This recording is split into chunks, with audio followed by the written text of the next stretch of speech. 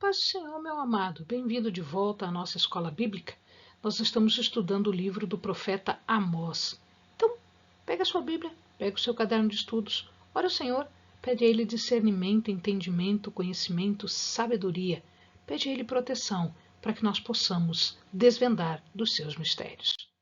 Nós estamos ainda nos 3 discursos contra Israel e nós vamos agora fechamos o capítulo 4 e iniciamos o capítulo 5, que fala sobre o primeiro hino, sobre a soberania divina. Em verdade, no vídeo passado, a gente acabou lendo já este verso, né? É ele o que forma os montes e cria o vento e declara ao homem qual é o seu pensamento, o que faz da manhã trevas e pisa os altos da terra. O Senhor, o Deus dos exércitos, é o seu nome. Então, aqui, este Deus terrível, este Deus soberano, ele está chamando para o julgamento, o que vai acontecer agora a partir do capítulo 5. Mas ainda era possível o arrependimento? Sim, ainda havia um fio muito fino de esperança. A vida, né, e o arrependimento ainda eram possíveis se Israel considerasse o nome de Deus com toda a seriedade.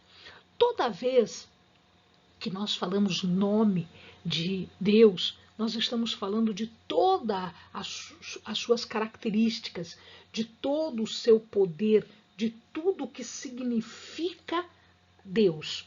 Porque para os judeus, o nome é que identifica a característica da pessoa. Então, quando ele fala para nós, né, que o Deus dos exércitos é o seu nome, ele está usando aqui do poder que ele tem, de uma característica de soberania e de poder. Então, isto prepara os ouvidos, prepara o coração para o que vai acontecer em seguida, que é o discurso de admoestação, a buscar o Senhor e o bem que ele requer das pessoas que verdadeiramente o adoram. O discurso de juízo, o primeiro discurso de juízo, acontece aqui. É em relação à perversão da adoração e da justiça. Esta é a causa, uma das causas, são 3 os discursos. Este é o primeiro discurso em relação à perversão da adoração e da justiça. Na verdade, esse não é o primeiro dos 3 discursos, este é o terceiro, mas aqui ele está falando sobre adoração e sobre a falta de justiça. O tema é agora os santuários, é desmascarar a opressão. A celebração do poder divino estava acima destes falsos santuários. Amós está denunciando pela primeira vez aqui a perversão de adoração e da justiça, porque antes ele estava denunciando outras coisas. Então, uma demonstração aqui é urgente. Mas agora ele não usa de sarcasmo, porque antes ele usou de sarcasmo. Ele oferece uma possibilidade de resgate. Essa possibilidade, ela é remota, mas olha, amados, qual é o amor e a graça do Senhor?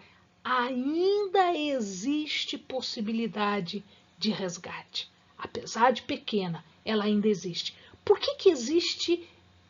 Por que ela é pequena? Porque o coração deles não está em sintonia com o coração de Deus. Não é pequena a possibilidade porque Deus não permite. Não, é pequena porque o homem não quer. É por conta do coração do homem. Deus está se revelando como alguém que tem um interesse para o povo. E este povo está na iminência de desaparecer, de ser esquecido. Mas aqui nós vamos ver que Amós, ao mesmo tempo em que denuncia, ele já lamenta, como se Israel já fosse morto, como se Israel já fosse passado, exatamente por ver o coração deste povo que não quer voltar a Deus. O anúncio é em forma de lamento. Essa lamentação, esse gná, né, caracteriza-se por linhas curtas. À medida em que nós vamos lendo, como são linhas curtas, a leitura ela fica interrompida, ela fica paradinha e vai e para, vai e para, vai e para. E isso dá a ideia de, quando nós estamos lendo, dá a ideia de que existe um soluço. Portanto, é uma lamentação que nós chamamos gná, que é como se fosse um soluço, exatamente porque as frases são curtinhas e, portanto, dá a ideia de um soluço. E os contrastes marcantes que descrevem esta situação do povo. Então, há um contraste, né, do trágico, de forte para fraco, de elevado para diminuído, de nobre para desonrado. Isso é típico deste tipo de lamento, né? Ele fala que Israel caiu, a cidade caiu, Samaria caiu, o povo caiu, eles estão caídos. Estão caídos e estão abandonados. Primeiro porque ele caído não tem forças para por si mesmo levantar. Segundo que ele caído não existe ninguém para levantar. E, portanto, não é só uma queda, é um abandono também. Então, os pranteadores são chamados a chorar, são chamados a lamentar. Esses pranteadores que são aqueles pranteadores de um funeral. Um povo que antes era poderoso, agora é fraco. Antes eles eram elevados, agora são diminuídos. Antes eles eram nobres, agora eles estão desonrados. Então, não só o caiu, mas também o ser abandonado, de não ter ninguém para levantá-lo. Os verbos, né, que vão ser utilizados agora vão estar em harmonia com esse levantar, este ficar de pé, este conseguir superar a dificuldade. Ele fala de virgem. A virgem indica aqui uma pessoa que é vulnerável, uma pessoa que é fraca. Então, Deus está dizendo que Israel está se tornando fraco. Israel não é mais um soldado, Israel não é mais aquele poderoso de guerra. Não, Israel agora é como uma virgem, é como uma jovem mulher, né, que não tem condições de se defender. Ele fala sobre terra logo em seguida, e esta terra remonta a ideia de que eles serão mortos. O fim deles é a morte. Essa morte pode ser como consequência da invasão destes exércitos. E esta invasão, ela vai acontecer de tal maneira que não haverá soldados, porque ele está falando de virgem. Virgem não é soldado. Os soldados não conseguirão impedir a invasão do exército. E se tiver qualquer unidade que vá afrontar esta invasão, ela será literalmente dizimada, absolutamente dizimada. Vai perecer todo mundo. Então aqui não há mensagem de que um remanescente viva. Não.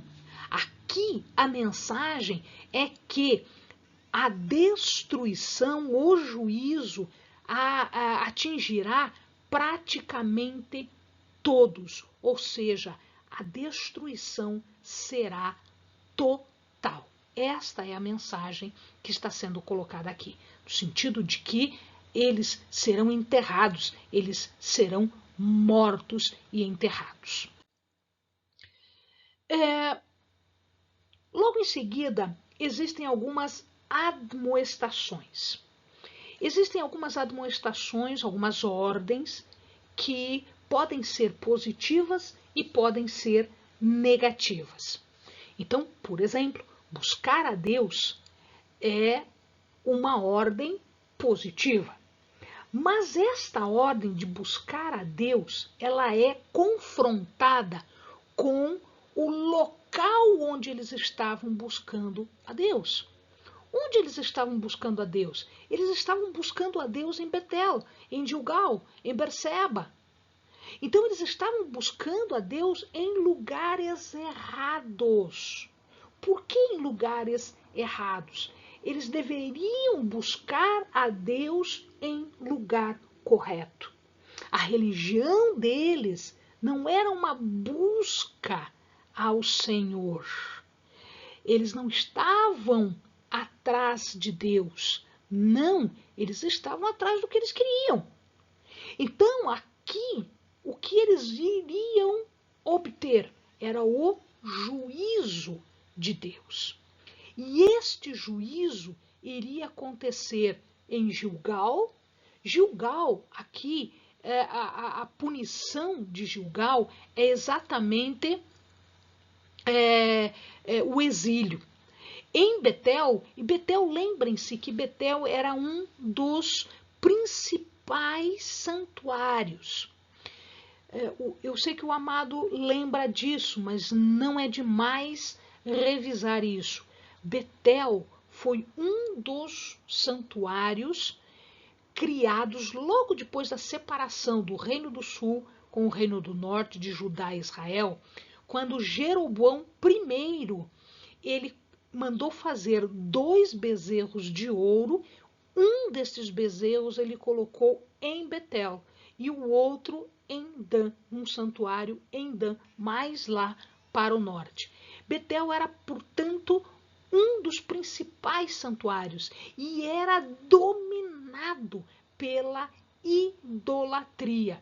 Então, Betel, o juízo em relação a Betel seria destruição total. E esta destruição, ela efetivamente vai acontecer, como nós vamos ver depois. Né? E depois nós temos ainda Berseba. Berseba era um santuário que estava em Judá, lá no sul, em Judá. Dá a impressão de que eles, além de irem nestes santuários, eles também faziam peregrinações em direção a outros santuários, mas eles não iam no templo de Jerusalém. A severidade aqui está na sentença. Não haja quem o apague. Mas apague o quê? Portanto, um fogo. O fogo que viria como consequência do pecado e que estaria ameaçando o que a palavra diz, casa de José. Por que ele fala casa de José? Porque aqui os 2 filhos de José, Efraim e Manassés, são as 2 principais tribos do norte, são as 2 principais tribos de Israel. Então, quando ele está falando casa de José, ele está falando apenas para o reino do norte. Então, a severidade aqui é que virá fogo sobre a casa de José e não haverá quem o apague. Portanto, o fogo é tão terrível que não tem como apagar o juízo de Deus. O cumprimento vai acontecer, né, aqui, principalmente em Betel, vai acontecer quando a Assíria invade Israel. Betel é destruído? Sim. E também quando Josias faz todo aquele retorno ao Senhor, ele alcança, inclusive, as suas ações alcançam, inclusive, Betel. Né? Duas palavras vão ser típicas desta passagem toda: juízo, mispat, e justiça, sedecá. Então, juízo e justiça era uma coisa que Israel não tinha. Israel devia ter. Ele vai colocar agora em destaque a responsabilidade do povo. O povo de Deus tem uma responsabilidade. Amado, isso não é para Israel, isso não é para Judá, isto é para todos os que se intitulam como povo de Deus.